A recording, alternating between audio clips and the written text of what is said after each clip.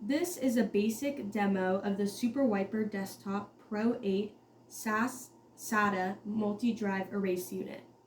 We will view the settings in the first video clip. As you can see, the unit comes with 8 SAS SATA ports, 8 SAS SATA extension cables, open drives tray for 3.5-inch drives, 2.5-inch drives, enclosures, M2 and other forms factor media, many USB 3.0, 3.1 ports, some in the front and some in the back, one eSATA port in the front that can help with old IDE drives because it plugged directly to the unit motherboard, one USB 2.0 port in the front for keyboard or mice, and a 10-inch touchscreen display. For this demo, we will plug and use a USB mouse and a USB keyboard, but for a normal operation, the user does not need those devices and he or she can just use the touchscreen display. To start the unit, let's plug the unit to an AC wall outlet, then turn the power to the unit's power supply in the back of the unit. This toggle switch is used in some models and is located near the power supply fan. Then, pressing on a round push button on the side of the unit or in the back of the unit, which will boot the unit to Ubuntu OS and into the SuperWiper main screen. This SuperWiper application is the same for all the SuperWiper drive erase units, so the learning curve is very quick. The SuperWiper application is very easy to use, very efficient, and economical. Remember that the user does not need to pay a license fee per drive erase. Now, let's plug 8 WD1TB SATA drives into the 8 SAS SATA extension cables, and let's review a few setting icons. First icon is the advanced setting gear wheel. Advanced drive setting icon. It has a few tabs. The first tab is a general tab.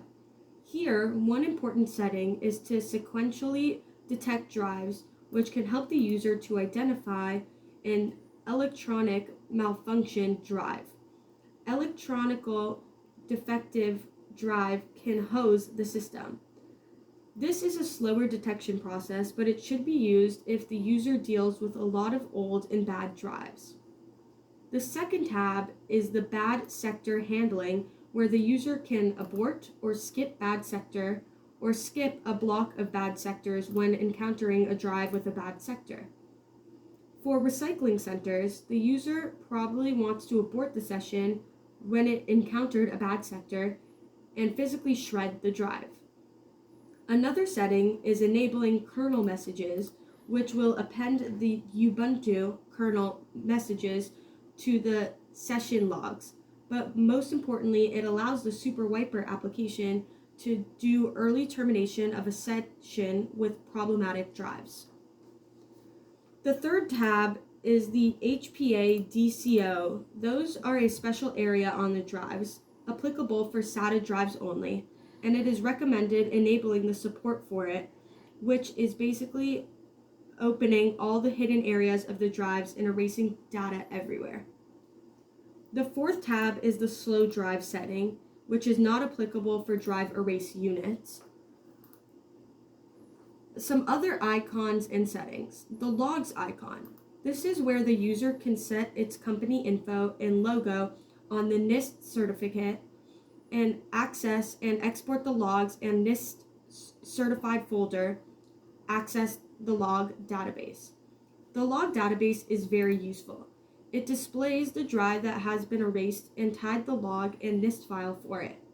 Here, the user can export the database records to USB stick in a CSV format. This is recommended to do so once a week and then empty the database. Import all of these records into an Excel file. What's nice about it is that export the database does export all the logs and NIST certifications and create a hyperlink to each one of them from the Excel records, which helps to keep the erase info very organized. Another icon is the software update from USB, where the user can get software update zip files.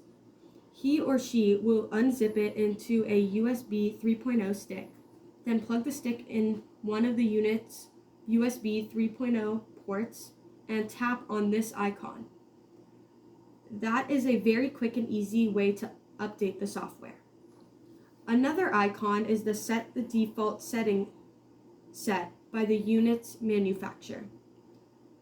Another icon is in the bottom of the screen and it looks like a gear wheel. It has some additional settings, but most importantly is the saving session history, which can be very useful. Another icon is to set the clock. And finally, another icon is to back up the current setting and load back the saved setting. Back to the main menu. Look at the second icon is the unit's info, where the user can see the unit's serial number, the unit hardware built, the OS version, the kernel version, the software version, the LSI firmware versions, and more.